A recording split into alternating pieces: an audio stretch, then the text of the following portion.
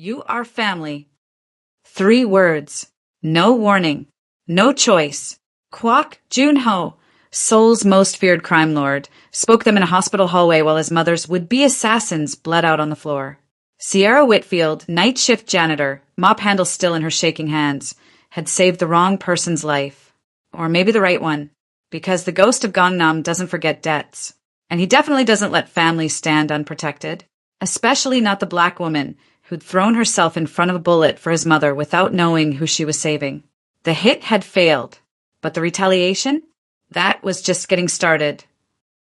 Hit that subscribe button if you're locked in and comment family so I know you're writing this out with me. Let's get into it. The fluorescent lights in Seoul National Hospital's East Wing had been flickering for 3 weeks.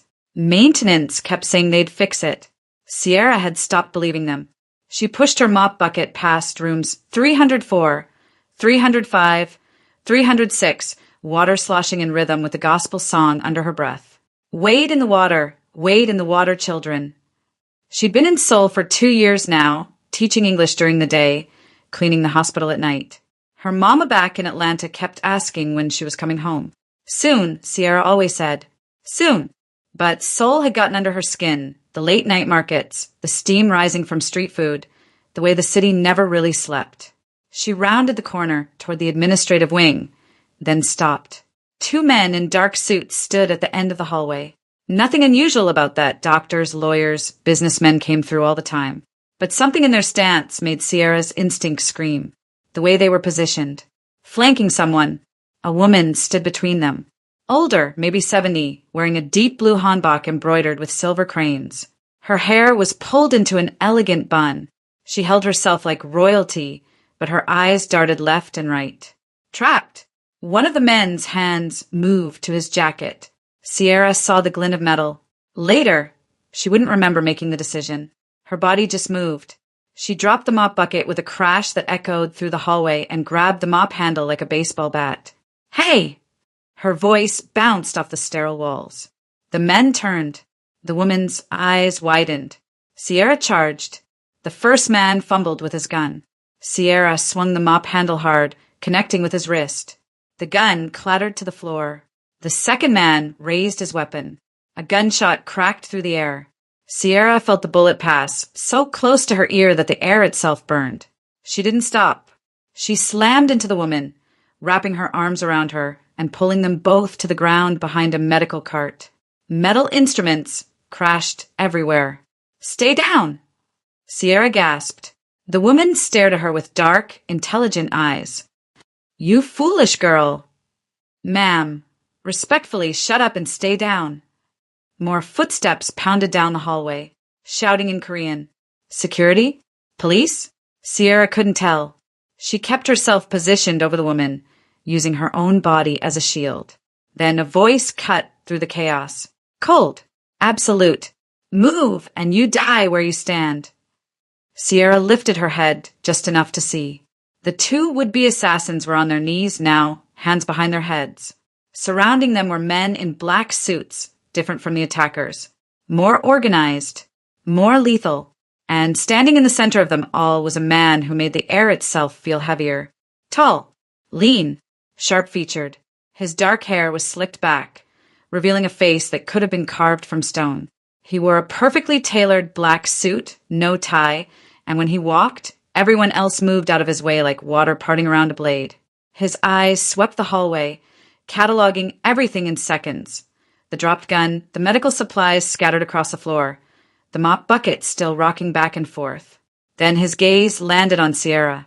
She was still sprawled on top of the older woman, breathing hard, mop handle clutched in one hand. For 3 long seconds, nobody moved. Then the man spoke in Korean, his voice a low rasp. Yama, are you hurt? The woman beneath Sierra responded, her voice surprisingly steady. I am fine, Jun-ho. Thanks to this girl. Jun-ho. Sierra's blood went cold. She didn't know much Korean, but she knew that name. Kwok Jun-ho, the ghost of Gangnam. The man the news wouldn't name directly, but everyone whispered about in back rooms and darkened bars. Holy hell. She'd just saved a mob boss's mother. Jun-ho approached slowly, his footsteps measured. He crouched beside them, and Sierra got her first close look at his face. Scar tissue ran along his left jawline. His eyes were the darkest she'd ever seen. Not cruel, but absolutely empty of anything soft. "You," he said in English, accent thick but clear. "Name." Sierra swallowed hard. Sierra Whitfield." "You work here." "Janitor. Night shift." His eyes dropped to the mop handle still in her grip, then to the unconscious assassin with blood running from his temple. "You fight." "I react," she corrected. "Wasn't thinking. Just saw that gun," and her voice cracked. The adrenaline was starting to fade, leaving behind trembling hands and a too fast heartbeat. Young-Ja reached up and touched Sierra's cheek. "Breathe, child. It's over. Those men will be dealt with," Junho said flatly. He stood and gestured to his men. They moved immediately, hauling the attackers to their feet. "Take them to the warehouse. I want names. Backers. Everything." Young-Ja began to sit up. Sierra helped her, acutely aware that she was still basically sitting on a 70-year-old woman in the middle of a hospital hallway. "I'm so sorry, ma'am. I didn't mean to tackle you so hard. Are you sure you're not hurt?" Young-Ja's lips curved into something that might have been a smile. "You threw yourself in front of a bullet for a stranger. Do not apologize for saving my life." Sierra laughed nervously. "I'm still not sure what I did. It happened so fast. You saw danger and ran toward it." Young-Ja's eyes grew sharp, assessing. "Most people run away. You ran toward." She turned to her son. "Junho, come here." He approached immediately. Young-Ja switched to Korean, speaking rapidly. Sierra caught a few words, brave, save me, protect, but most of it was lost. Junho's expression didn't change, but something flickered in his eyes. Surprise? Respect?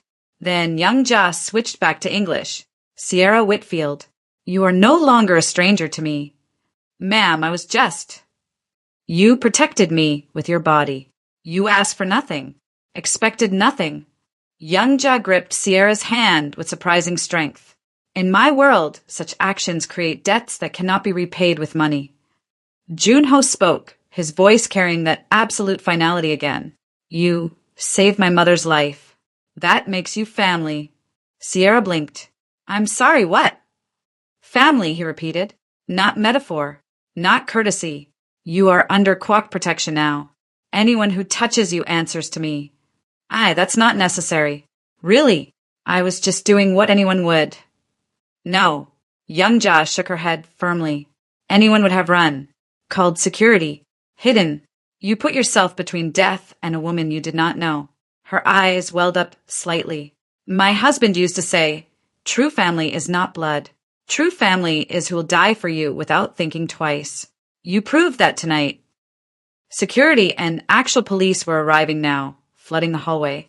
Junho moved fast, positioning himself between them and Sierra. One of his men stepped forward with credentials. Sierra tried to process what was happening. Family? She'd just been cleaning floors. Now the most dangerous man in Seoul was saying she belonged to him?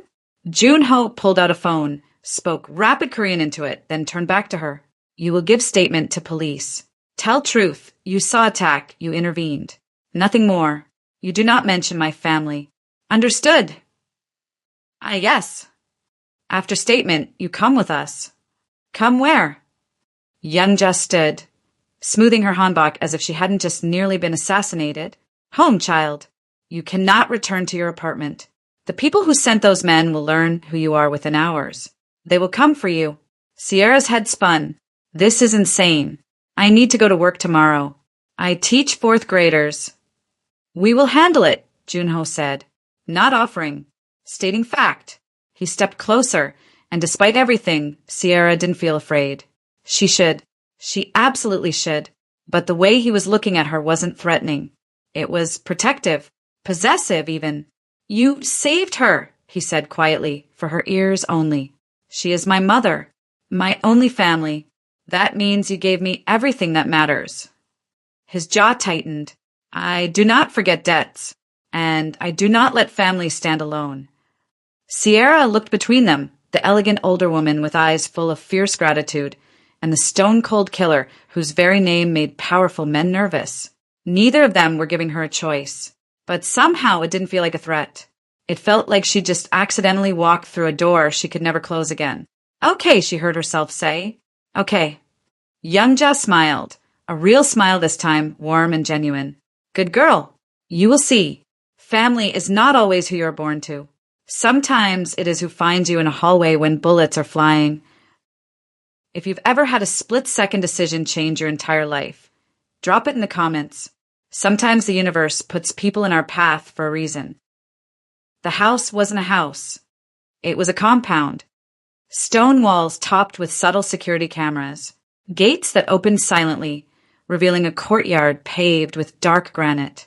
Traditional Korean architecture blended with modern fortress design.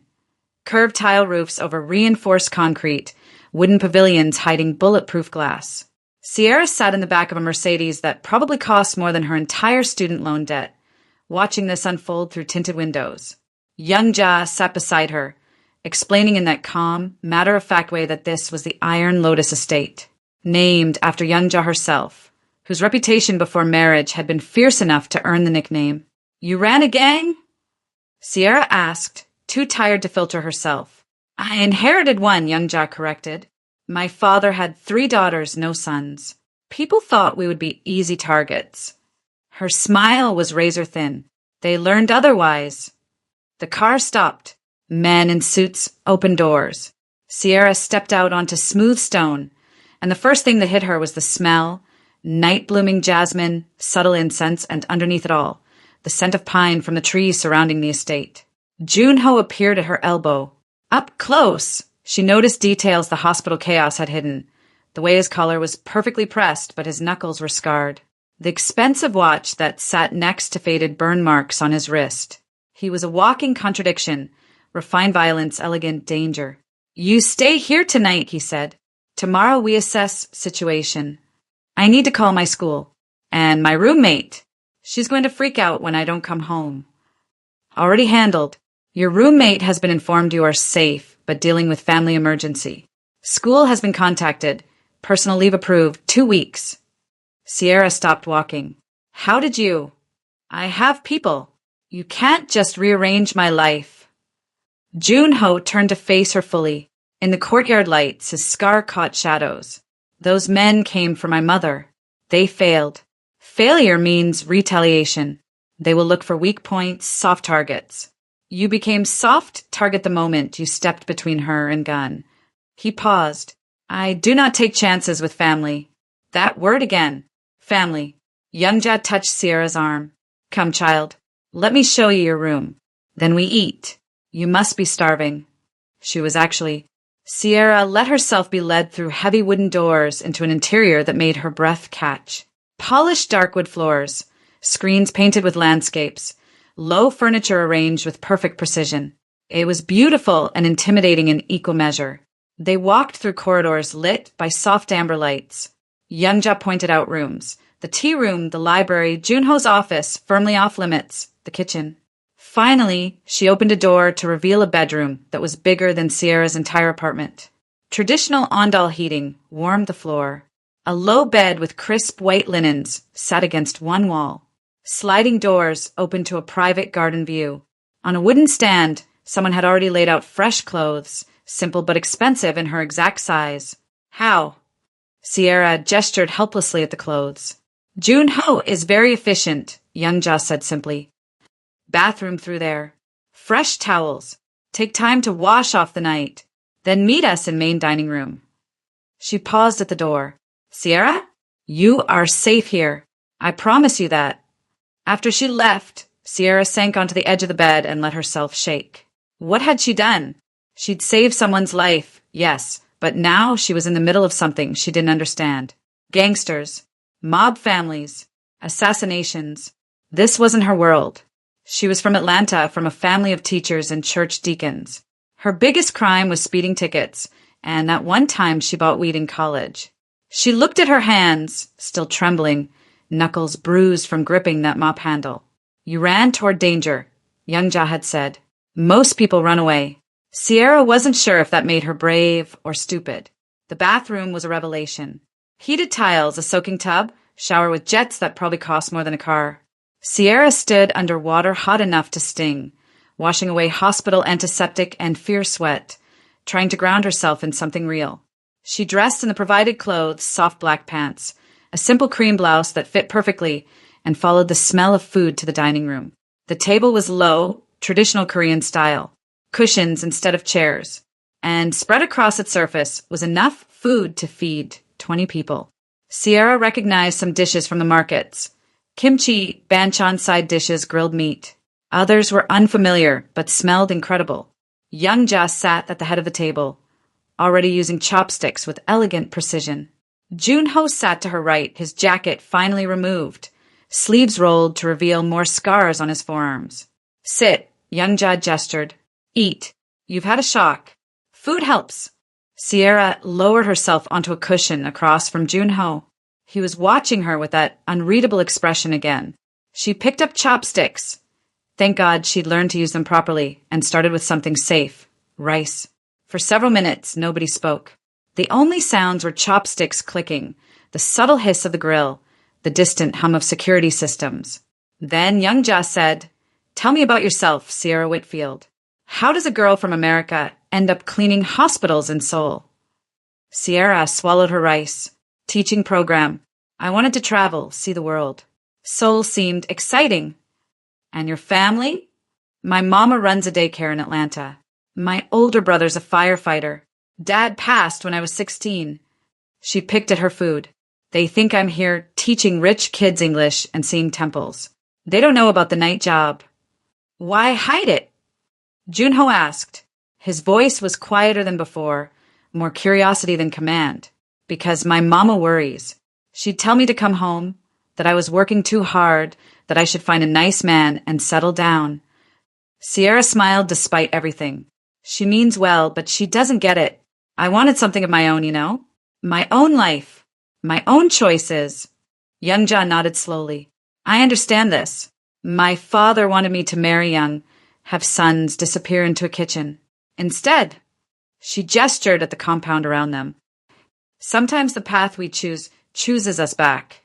Junho reached for the grill, turning meat with practiced efficiency. He placed cooked pieces directly onto Sierra's rice without asking. Eat, he said. You need strength. It should have felt presumptuous. Instead, it felt oddly caring. Sierra took a bite. Perfectly seasoned, melt in your mouth tender. This is really good. My mother's recipe, Youngja said. Bulgogi. I taught Junho to cook when he was 7. Told him a man who cannot feed himself is at mercy of others. Sierra tried to imagine the stone-faced man across from her as a 7-year-old learning to cook. Failed completely. As if reading her mind, Youngja smiled. He was very serious even then. Never played like other children. Always watching, learning. His father used to say he had old soul. Yama, Junho said quietly. A gentle warning. What? I am not allowed to tell stories about my son. Not tonight. Youngja sighed dramatically, but switched topics. Sierra, tomorrow we talk about security protocols. But tonight, I want you to understand something.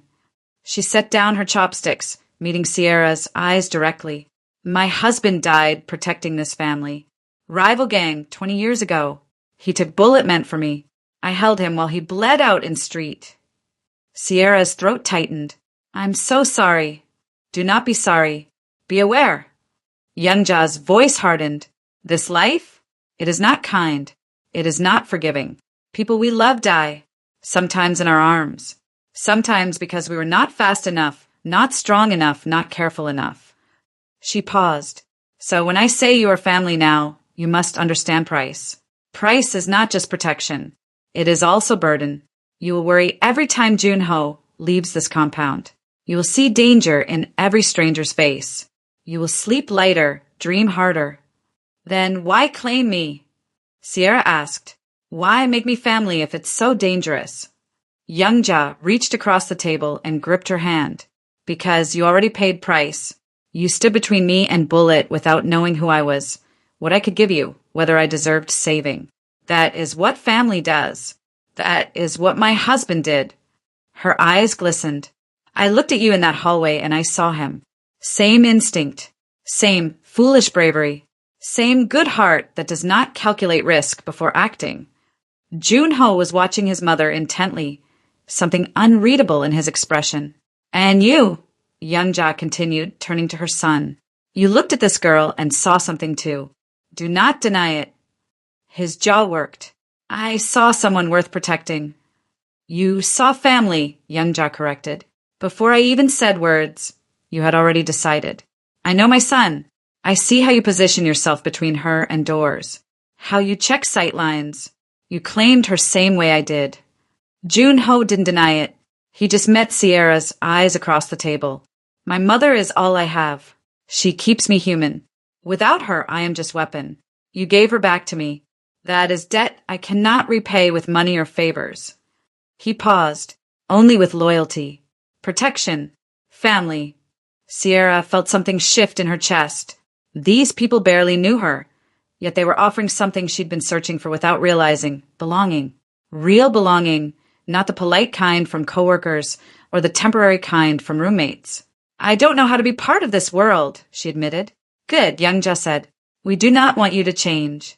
We want you exactly as you are. Fearless janitor with mop handle and good heart.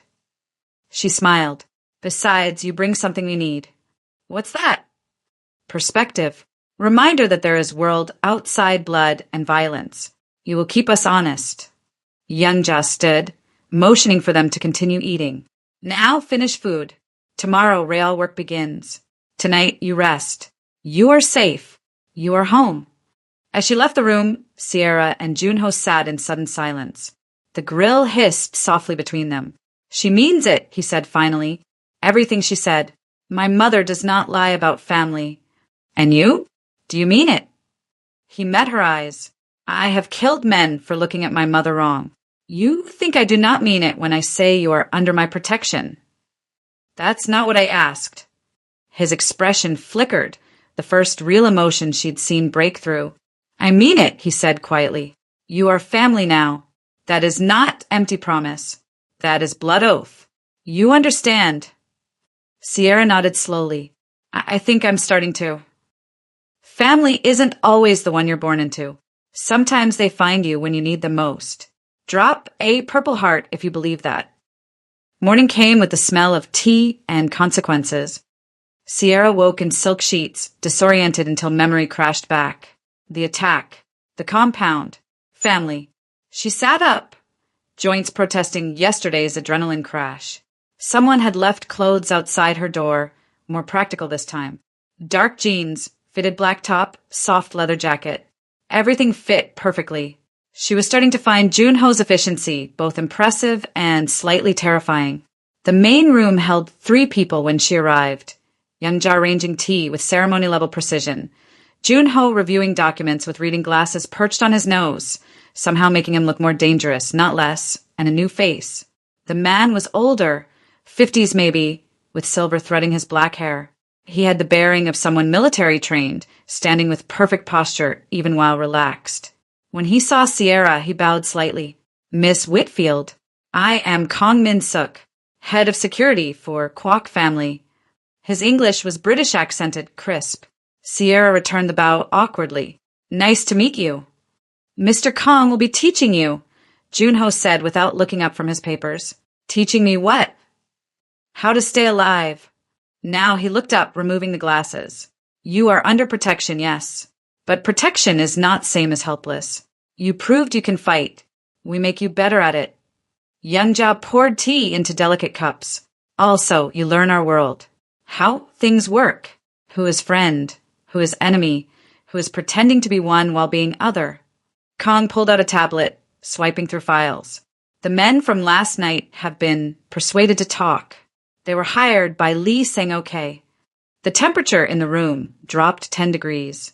The textile king, Youngja's voice was ice. Former business partner of your late husband, Kong confirmed. Apparently, old grievances run deep. He believes the Kwok family owes him territory in Gangnam. The failed hit was meant to be message. Junho stood slowly, movements controlled but radiating violence. He touches my mother and thinks message is enough. Son. Youngja's voice cut through his rage. Control. We handle this with intelligence, not just force. He exhaled slowly, that emptiness sliding back over his features. But Sierra saw the cracks now, saw the fury underneath.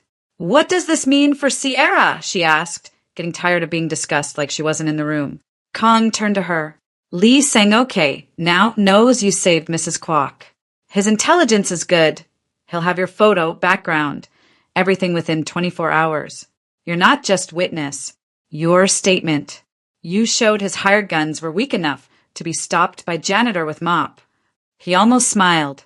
That embarrasses him. Makes him look foolish. Dangerous men hate looking foolish. So I'm a target. Yes. No sugarcoating. Sierra appreciated that at least. Youngja brought her tea, which is why you stay here. Learn from Kong. Let Junho handle the problem. And before you argue, she held up a hand as Sierra opened her mouth. Consider that your American independence is admirable, but irrelevant if you are dead. Sierra sipped the tea. It was perfect, of course. Slightly bitter, warming from the inside out. What kind of training are we talking about? Self-defense, Kong said, ticking off fingers. Threat assessment, basic weapons handling, security protocols, some Korean language, specifically phrases that might save your life, and most importantly, reading people. This world runs on deception. You must learn to see through it. When do we start? Now. The compound's training room was in the basement. Mats covered the floor, weapons locked behind glass, targets at one end. It looked like something from a spy movie, which Sierra supposed was fitting given her current situation. Kong started with basics. Show me how you fought last night. Sierra demonstrated her mop handle swing. He watched critically. Instinct good. Form terrible.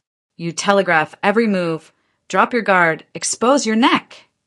He moved into stance. Again, but this time strike from here. See? Less wind up. Faster.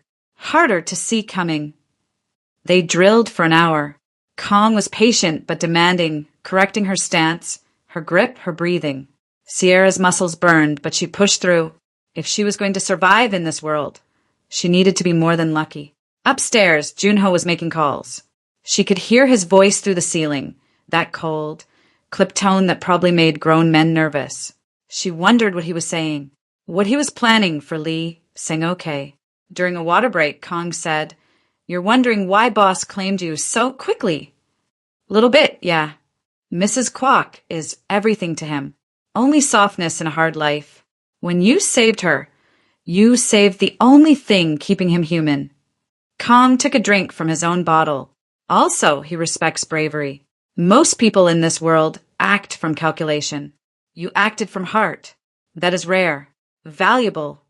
I'm not special, Sierra protested. I just reacted. Special is not about being superhuman. Special is about being human in moment when others are not. He gestured back to the mat. Again, this time I attack for real. Show me what you do. He moved like water, like violence in slow motion. Sierra barely blocked the first strike, got clipped by the second, managed to slip the third and counter with an elbow that Kong redirected easily. Better, he grunted. You learn fast. They worked until lunch, when Youngja appeared with a tray. Not servants, Sierra noticed. The matriarch herself, carrying food for the people under her roof. There was something both humble and powerful in that gesture. Eat, Youngja ordered. This afternoon, we have different lesson. The afternoon lesson was in Youngja's tea room. Floor cushions, low table, walls decorated with calligraphy Sierra couldn't read. My turn to teach, the older woman said, settling herself with practiced grace. Kong teaches body. I teach mind. She pulled out a photo album.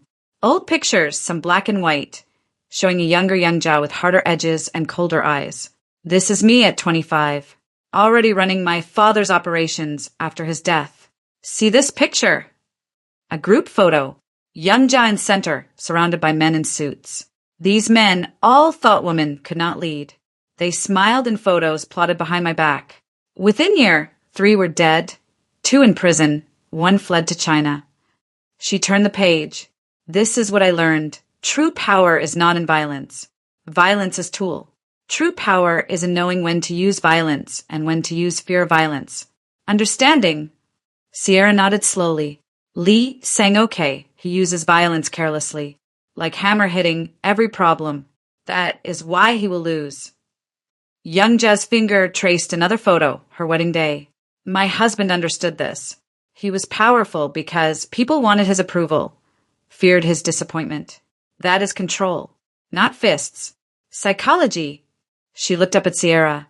You must learn this.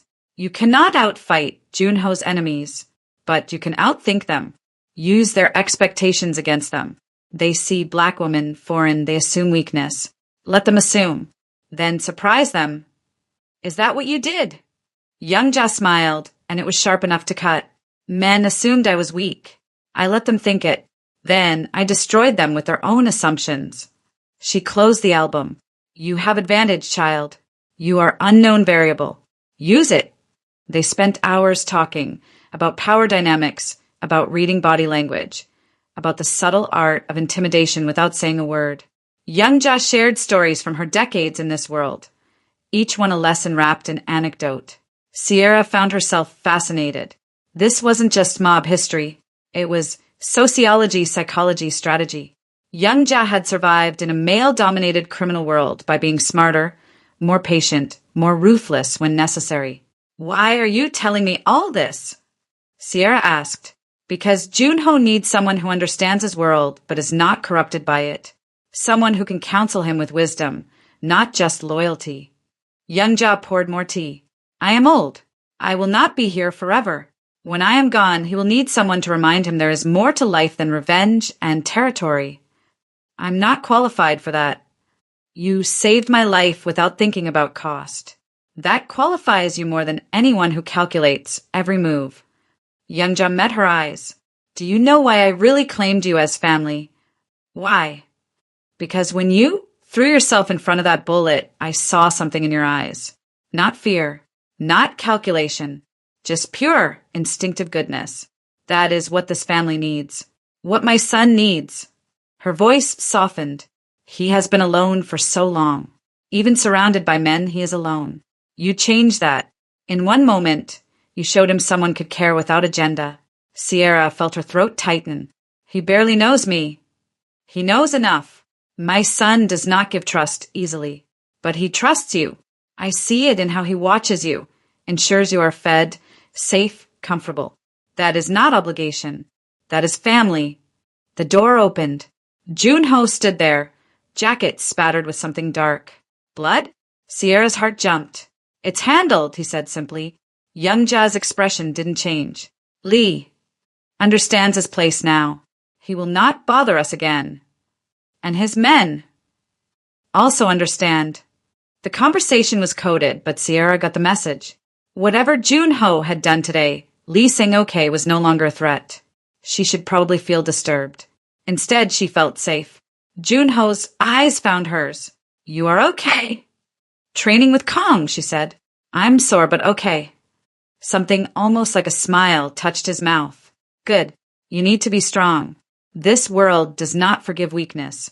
Young Ja stood. Come, both of you. Dinner is ready. And tonight we celebrate. Sierra's first day as true family. 3 days later, Sierra woke to gunfire. She rolled out of bed instantly, King's training kicking in.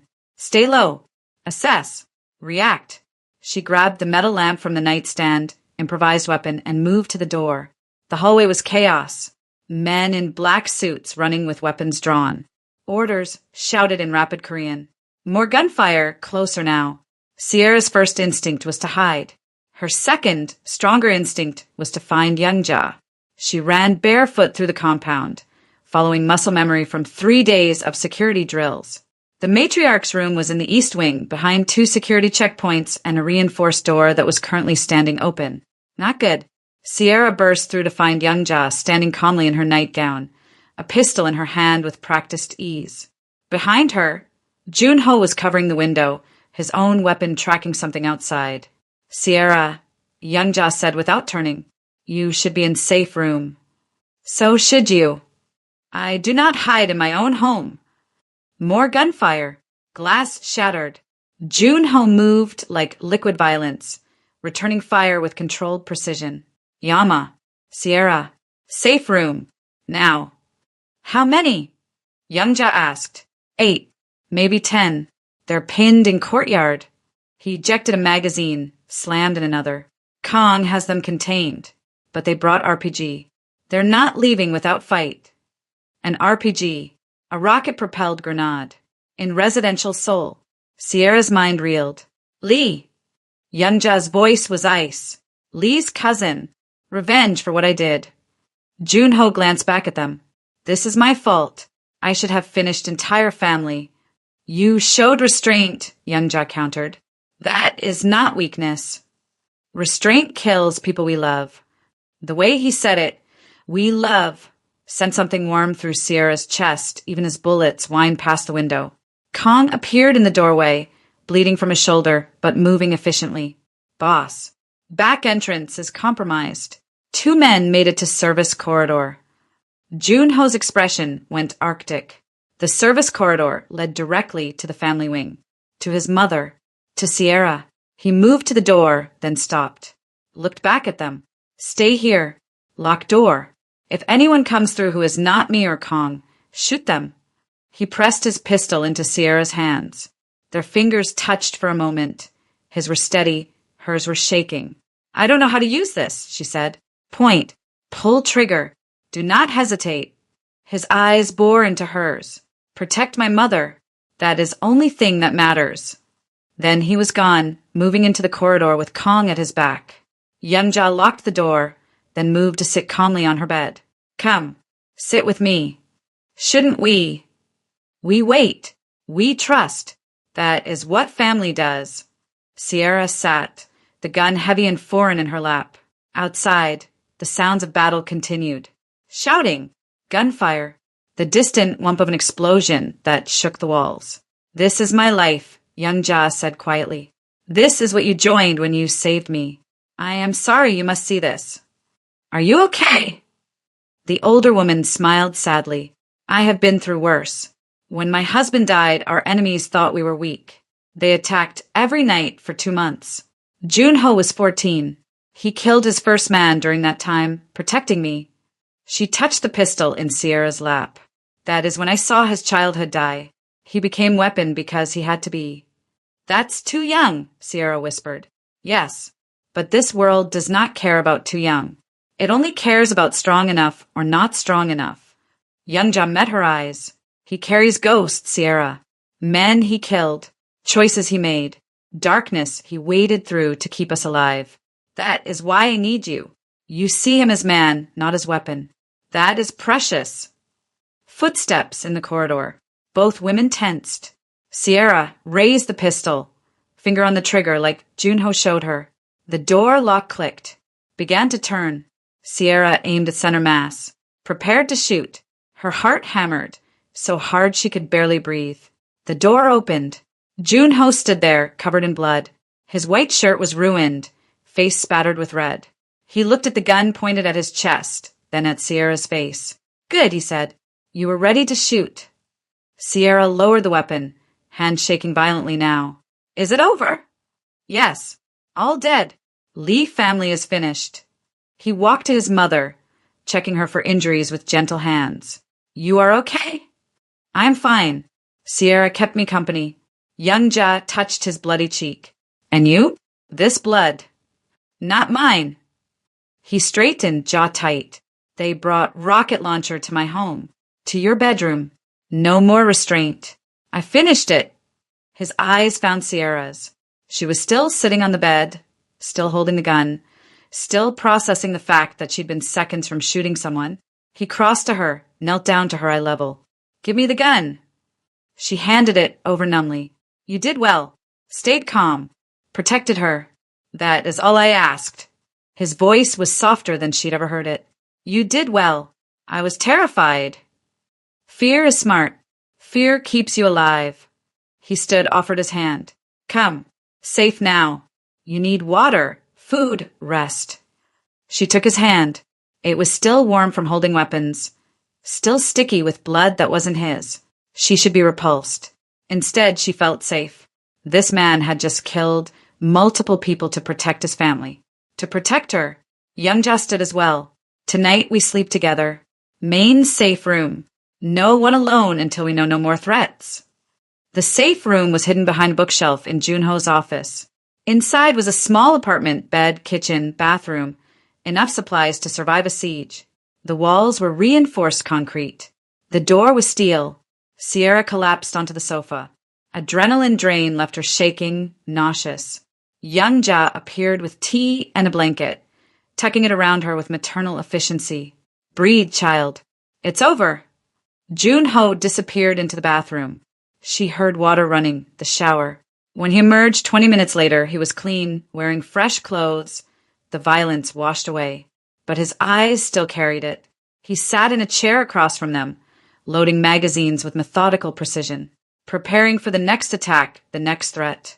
Junho, Young Ja said. Rest. After. Son. After Yama. His hands didn't stop moving. I need to be ready. In case. Sierra watched him, saw the tension in his shoulders, the way his jaw clenched, the ghosts Young Ja mentioned swimming in his eyes. Without thinking, she stood and walked to him. He looked up, surprised. You need to stop, she said gently. I need to be ready. You need to stop. She took the magazine from his hands, set it aside. We're safe. You made us safe. The door is locked. There's a dozen men outside. Stop. For a long moment, he just stared at her. Then something cracked in his expression. The ice melted just enough to show exhaustion underneath. I could have lost you both, he said quietly, if they had gotten past me. But they didn't. You stopped them. Sierra knelt beside his chair. You protected us. Now, let us take care of you. Young Ja moved to her son's other side. Together, they pulled him up, guided him to the bed. He didn't protest, which told Sierra how drained he really was. The matriarch covered him with blankets, smoothing his hair like he was still her little boy. Sleep, my son. We are here. You are not alone. Sierra and Young Ja settled on the sofa, close enough to hear each other breathe. Junho's eyes drifted shut within minutes, body finally surrendering to exhaustion. He sleeps like this now, Young Ja whispered. One ear always listening, never truly resting, always ready for next attack. She looked at Sierra.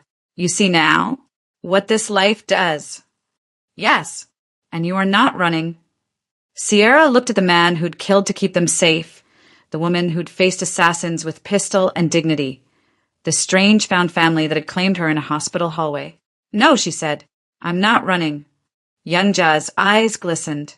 She took Sierra's hand, held it tight. Then truly you are my daughter, not by blood, by choice. That is stronger. They sat in silence, watching over the man who'd watched over them. 3 people bound by violence and love and impossible circumstances. And despite everything, the gunfire, the blood, the terror, Sierra felt something she hadn't felt in years. She felt home. 2 weeks after the attack, Sierra stood in Young Ja's garden, practicing knife forms with Kong while the matriarch pruned her roses. Faster, Kong instructed. You still think too much. Let muscle remember. She adjusted her grip, repeated the sequence.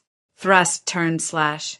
Again and again, until her arms burned and her breath came hard. From the house, she heard Junho's voice, that quiet, deadly tone that meant business. He was on the phone with someone, probably negotiating territory or settling disputes. The Lee family was gone, but nature hated a vacuum. New players were already circling, testing boundaries. Better, Kong grunted. You might survive now. High praise, Sierra said dryly. He almost smiled. In 2 weeks, she learned that was as close to affection as Kong got. Young Ja straightened from her roses, secateur in hand. Enough training. Come, we have guests. Guests turned out to be 3 older women in elegant handboks, led by someone introduced as Madame Park. They looked at Sierra with undisguised curiosity, the foreign woman living in the Kwok compound, claimed as family by the infamous Iron Lotus herself. Tea was served. Polite conversation flowed in Korean with occasional English translations for Sierra's benefit. She caught the essentials. These women were wives and mothers of other powerful families. Young Ja was introducing her, legitimizing her presence. So, Madam Park said in careful English, "You are the one who saved our young Ja." "I just did what anyone would." No, the interruption was firm. Most would have run, hidden, called for help but not risked themselves. You threw yourself between death and stranger. That is character. That is honor. The other women murmured agreement. Young Ja poured more tea with a satisfied smile. "Sierra is my daughter now. By choice, by deed. Anyone who questions this questions me." The threat underneath was velvet-wrapped, but absolute. These women understood. They nodded respectfully to Sierra. Acceptance granted. After they left, Sierra helped young Ja clean up. "That was a test, wasn't it?" "Everything is test in this world," young Ja admitted. "But they approve. That matters. It means other families will respect your place here. And if they hadn't approved, then I would have cut ties with them." Young Ja's voice was matter-of-fact. "Family first. Always." Junho appeared in the doorway, suit jacket slung over one shoulder. He looked tired but pleased. Eastern territory settled. They accepted our terms. "Without violence?" Young Ja asked hopefully. "Mostly." He caught Sierra's eye. "Need to talk to you." They walked to his office, a room she'd only glimpsed before. Dark wood, minimal decoration except for one photograph of young Ja and a man who must be his father. The desk was massive, papers organized with military precision.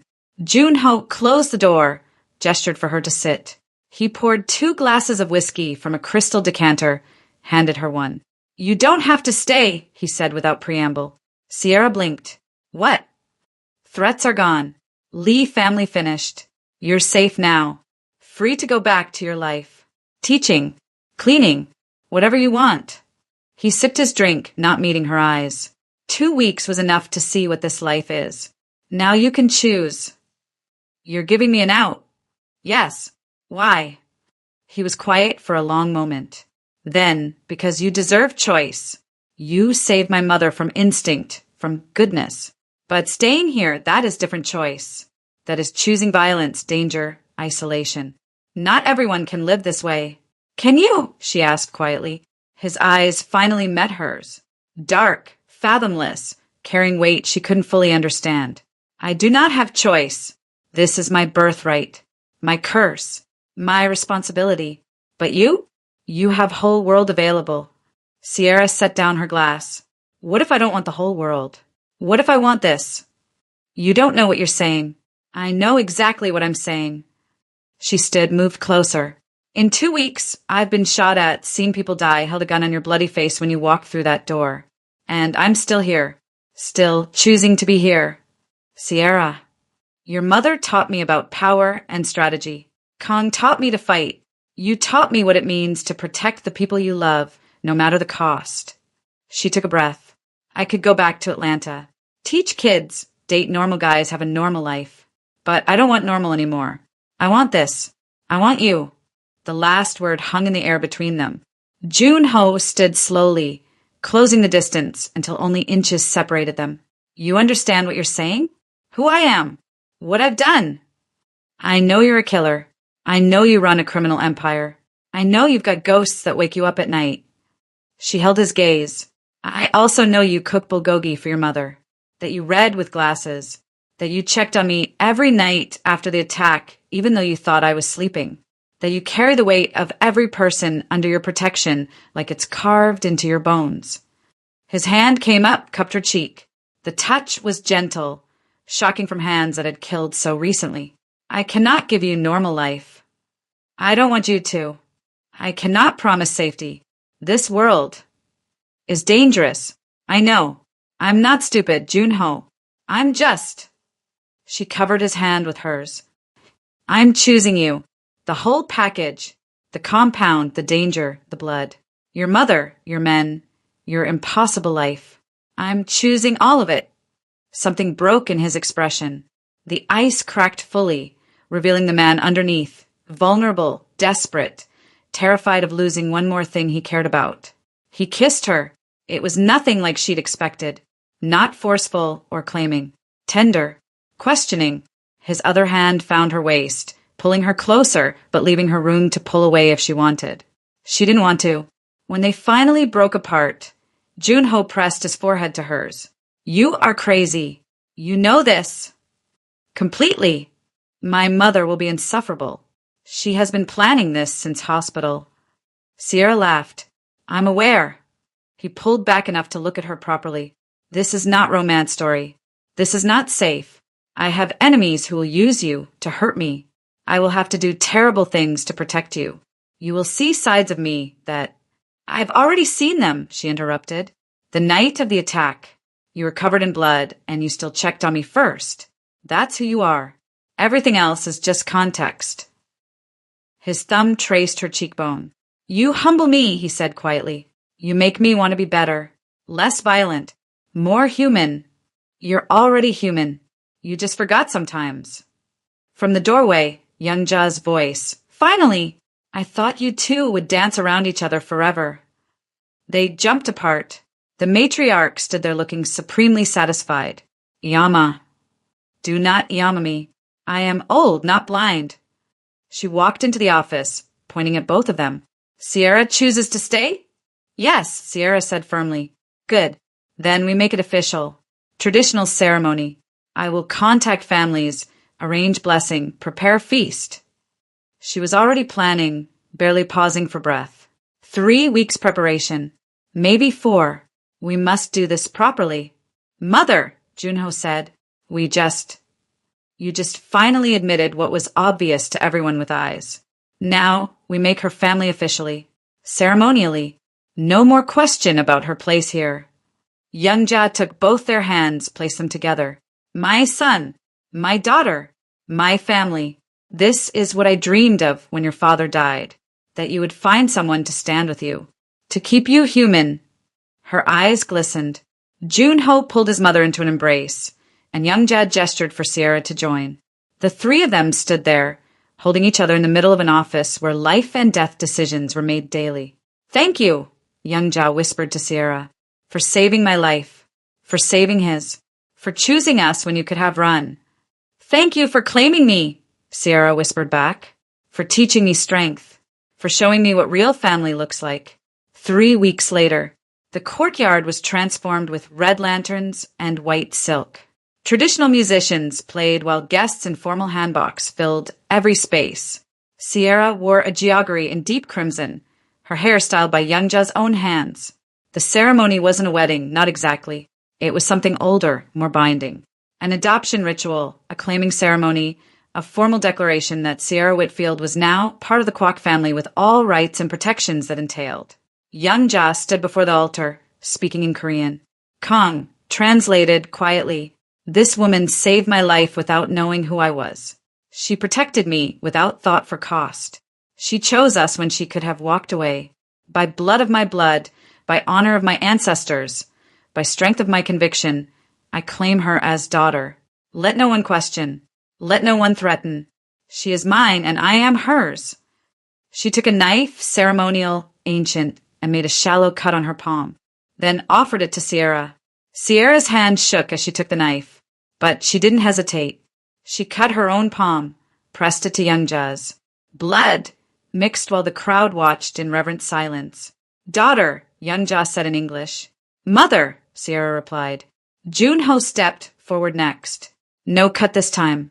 Instead, he placed a jade bracelet on Sierra's wrist, the same one his grandmother had worn, symbol of protection, of family, of unbreakable bonds. Sister, he said formally, then quieter for her ears only, mine. The crowd erupted in approval. Music swelled. The feast began. Later, as guests mingled and ate and celebrated, Sierra found herself on a balcony overlooking the courtyard. Seoul glittered in the distance, millions of people living normal lives while she stood in a compound surrounded by gangsters who called her family.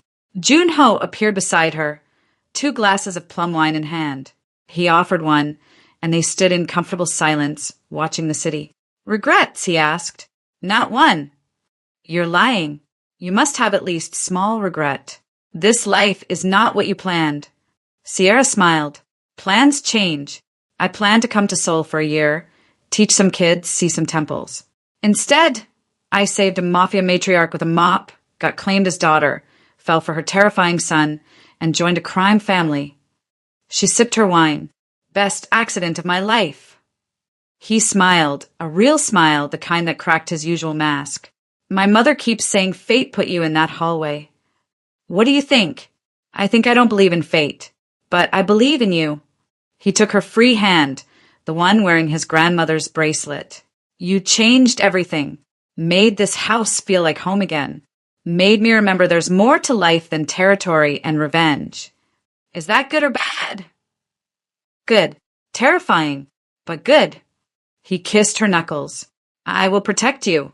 I will honor you. I will probably drive you crazy with security protocols and overprotectiveness.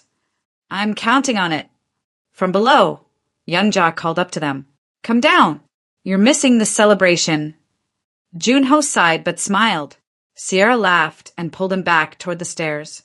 As they descended, surrounded by the warmth of family, chosen family, blood family, found family, Sierra thought about that night 2 months ago. A simple janitor, a mop handle, a split-second decision to run toward danger instead of away. She'd saved a life, and in doing so, she'd found her own. The Iron Lotus and the Black Janitor, the Mafia Prince and the unexpected daughter. A family forged not in peace, but in blood and bullets and impossible choices. And somehow that made it perfect. Sometimes the family we choose is stronger than the one we're born into. If this story touched you, let me know in the comments. Thanks for being here for this journey. Subscribe for more stories that hit different.